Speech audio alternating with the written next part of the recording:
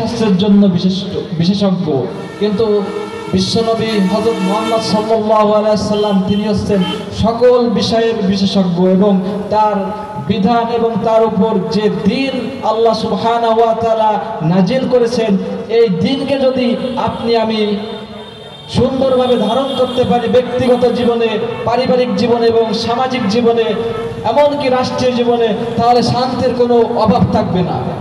এজন্য প্রিয় উপস্থিতি এবং দেশবাসী, আপনাদেরকে আহ্বান জানাবো, আপনারা সর্বদা সর্ব অবস্থায় ব্যক্তিগত জীবন থেকে শুরু করে সব ক্ষেত্রে আপনার পদক্ষেপ গ্রহণ করার আগে রাসূল সাল্লাল্লাহু আলাইহি ওয়াসাল্লাম কিভাবে ওই বিষয়টিকে বাস্তবায়ন করেছেন, কিভাবে নির্দেশ দিয়েছেন, এ বিষয়ে আমাদেরকে তাগিদ দিতে হবে এবং লক্ষ্য করতে হবে।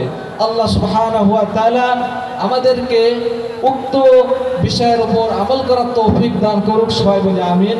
ওয়া আখিরু দাওয়ানা আলহামদুলিল্লাহি রাব্বিল আলামিন। আসসালামু আলাইকুম ওয়া রাহমাতুল্লাহি ওয়া বারাকাতুহু।